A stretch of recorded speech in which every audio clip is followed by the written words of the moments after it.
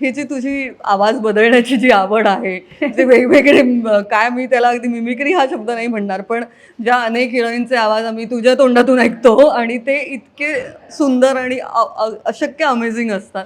ही आवड पण ती लहानपणापासूनच होती का हो. हे नंतर हवाई उद्याच्या निमित्ताने होत गेलं? काय नाही, होतं? ती लहानपणापासूनच होती. म्हणजे आपण म्हणतो की किडे लहानपणापासूनच हां, होते. ते होतंच. तर आम्ही बऱ्याचदा आपण कुठे प्रवासात असतो, पिकनिकला गेलोय, सुट्टीवर गेलोय. तर मला आठवतंय मी खूप लहान होते, कशी 7-8 वर्षांची आणि आम्ही गोव्याला गेलो होतो. तर तेव्हा ना ते टूर गाईडचं खूप होतं. गोवा आहेच. हां. गोवा हे ते एक असा म्हणजे असाधारण महत्व आहे गोव्याचं तुझ्या आयुष्यात. माझ्या आयुष्यात सिरियसली. तर गोव्याला आम्ही गेलो होतो आणि तिथे एक टूर गाईड होते. तर त्यांची ना बोलण्याची एक खूप पेक्युलियर पद्धत होती आणि आम्ही ती छोटी मिनी मिनी बस असते ना ती केली होती, कारण का अख्खी फॅमिली गेली होती 20 एक लोकांची वगैरे. तर त्यांनी सकाळपासून सुरुवात केली आणि मी आपलं बघते, ऑब्झर्व्ह करते. 7-8 वर्षाचं म्हणजे घरात तर माहिती होतं माझं काही ना काहीतरी चालू असतं आणि ते म्हणाले की आता इकडे आपण एक 20 मिनिटं तुम्हाला वेळ आहे, दोना पावलाला आपण उतरायचं आणि तिकडे तुम्ही बघायचंय वगैरे. तर ते उतरून गेले आणि मग आम्ही सगळेजण वरती आलो आणि ते आता येत होते बाकीच्यांना घेऊन. तोपर्यंत मी ते बनले होते बसमध्ये आणि ते जसं बोलत होते तसं मी बोलायला सुरुवात केली. आता मला आठवत नाहीये, पण मम्मा मला नेहमी सांगते की तेव्हापासून तुझी सुरुवात झाली. शाळेतनं आली की एक ओढणी घ्यायची आणि मग टीचर जसं बोलत होती तसं एक बोलायला आरशासमोर सुरुवात करायची.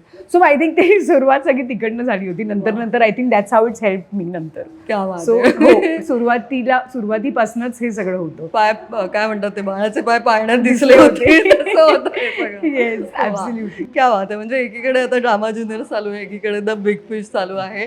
यानंतर आता काय करायची इच्छा आहे? वेळ मिळणार आहे का? का सध्या या दोन्हीमध्ये पूर्ण व्यस्त आहे? नाही. मी I have always been a multitasker आणि मला काय म्हणतो ओव्हर कमिट व्हायला खूप आवडतं. त्याच्यामुळे आय एम वेटिंग आता OTT, फिल्म्स, नाटक बघूया. जसं मी आता एक प्रश्न नक्की विचारीन कारण गेली 10 वर्ष खूप मोठा काळ आहे हा. अर्थात चला हवा येऊ द्याचं खूप प्रचंड मोठं यश आहे आणि त्यासाठी तुम्हा सगळ्यांचेच भरभरून कौतुक आयुष्यभर करावं तितकं कमी आहे. तुम्ही इतके सगळे ग्रेट आहात. पण अर्थात एक मोठा कालखंड आयुष्याचा तू एका अत्यंत मोठ्या शोसाठी वाहिला होतास. येस. पण आता मला हे नक्की विचारायचं आहे की तू इतकी अष्टपैलू अभिनेत्री आहेस. मला माहिती आहे की कॉमेडी हे वन ऑफ द शेड आहे तुझ्या बरोबर. एकंदर हो. अभिनय च्या बळावर. हो. तर त्या क्षेत्रात तुला अजूनही वेगळे ट्राय करायचं आहे का? आणि आता थोडा वेळ मिळतोय, तर त्यासाठी श्रेया ट्राय करणार आहे का? ती इच्छा आहे काय आहे? ॲब्सोल्युटली निलिमा. म्हणजे ही बाजू माझी लोकांनी बघितली. त्यांनी एकदम सगळं माझं काम डोक्यावर घेतलं आणि मी जी आहे ती त्याच कार्यक्रमामुळे आहे आज.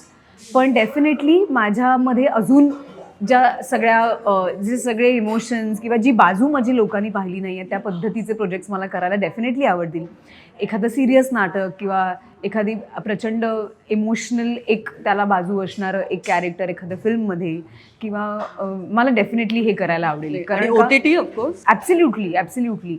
एखादी क्राईम सिरीज किंवा अशा पद्धतीचं काहीतरी जो खूप असं डॅशिंग आणि खूप वेगळं आहे जे आत्तापर्यंत लोकांनी बघितलं नाही आहे. पण मी बिलीव्ह करते निलिमा की माझ्या आयुष्यात आत्तापर्यंत ज्या गोष्टी झाल्या त्या खूप इम्पल्सिव्हली झाल्या आहेत आणि कदाचित ते त्या वेळेला योग्य प्रोजेक्ट्स येत गेले ते त्या काळासाठी टिकले, लोकांनी त्यांना आपलंसं केलं आणि वेळोवेळी माझी एक वेगळी बाजू दिसेल असं प्रत्येक वेळेला होत गेलं.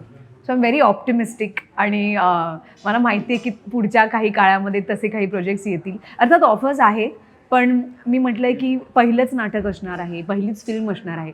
तर थोडं थांबून जे लोकांनी पाहिलं नाही आहे, काहीतरी वेगळं अशा पद्धतीचंच काम आता करावं अशी माझी इच्छा आहे.